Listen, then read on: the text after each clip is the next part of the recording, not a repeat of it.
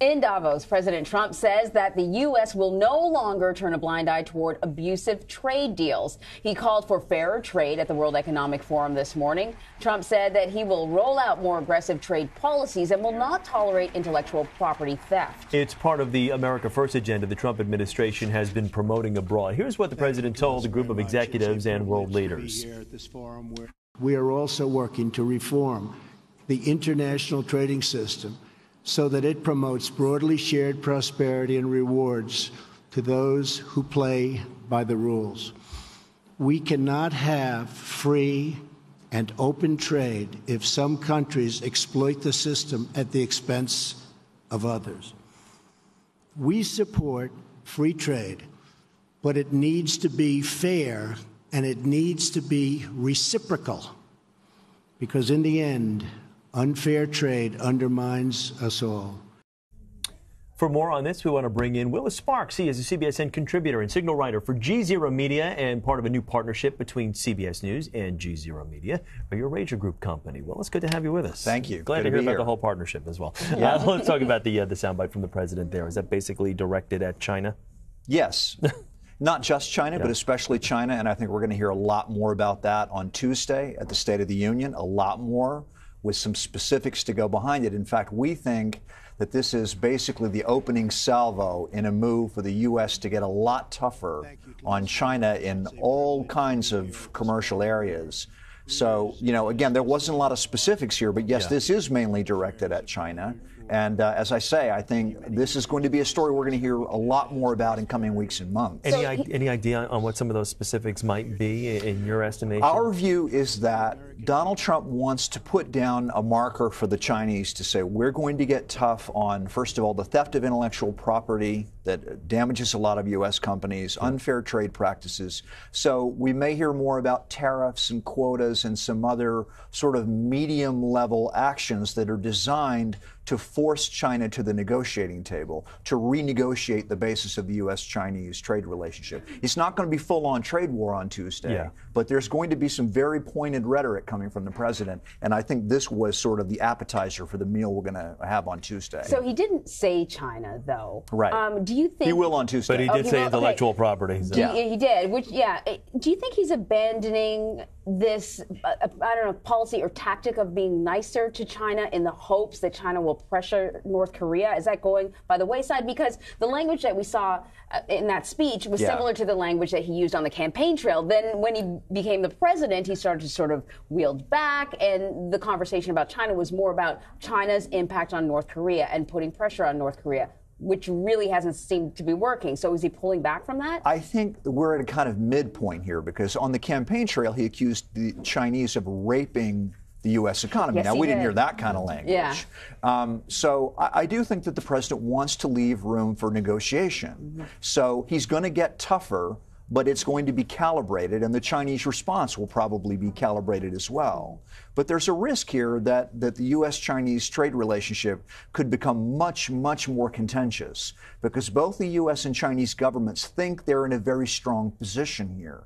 That's where you get the risk of escalation, when both sides think we know where the other side's weaknesses are. But again, I think this was really a table setter for what we're going to hear a lot more of on Tuesday. The president, also shared his thoughts on the press in Davos. Couldn't resist. Here's what he had to say. Let's just take a listen quickly.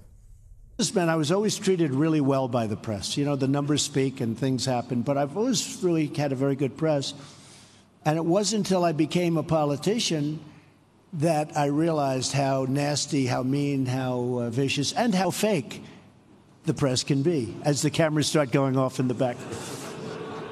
That garnered some boos from the crowd, as you can hear. So what do you make of this? I mean, the president obviously beats this drum constantly of the fake news, and his attacks on the media. So what are your thoughts? Davos is a place where you have business elite and political elite and media elite all in one place. So it's very clear that Trump is tried to really tailor his message to the business elite. Hey, we're open for business. Yes, we want fair trade, but come invest in our country, create jobs in our country. The media, he thinks the political winning move for him is to attack the press no matter what country he's in. And he's probably right about that. And there are probably a lot of reporters in the room that don't like hearing that.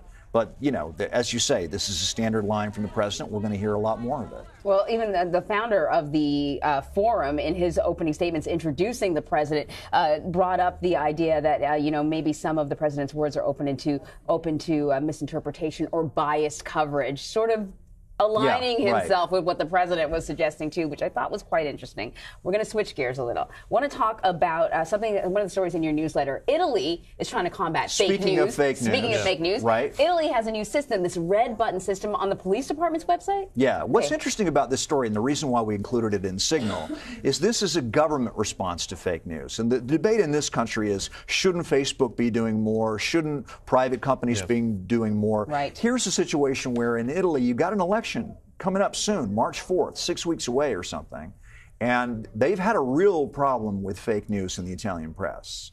And so the Italian government, through the postal police, who are in charge of fighting crime online, have created what they call their red button system. If you see news and you think it might be fake, go to the website of the Italian Postal Police. They've got specialized software that they say can track the provenance of that story, tell you where it came from, and tell you whether it's fake.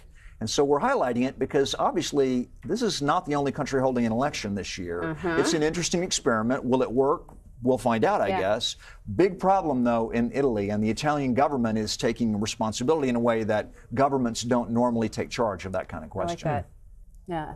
We go back with some of those Berlusconi stories to see if they were actually legitimate or not. Revisionist history. All right, one of the stories that you're working on, this I love, the camel beauty pageant. Absolutely. We've heard so much about it. I mean, Botox, camels. I mean, this is how does there's a lot of change going on in Saudi Arabia. Yeah. And in fact, I think we talked about this a little bit last week. Women are going to start driving automobiles in June. It's all part of an attempt to sort of modernize, diversify the Saudi economy. To counter that, the Saudi government is trying to play up traditional aspects of Saudi culture. There is a camel festival that happens every year that's now been moved to an area just north of Riyadh so that more people will go. And part of that is a camel beauty contest, which has been disrupted this year because 12 camels have been disqualified because their handlers used Botox to enhance their, I don't know what. Yeah, exactly. By the way, you might think this is a fake story. It's not. We checked with the Italian Postal Police. Not really. No red button. This is actually a real story. I don't think the camels are complicit in this. Yeah, but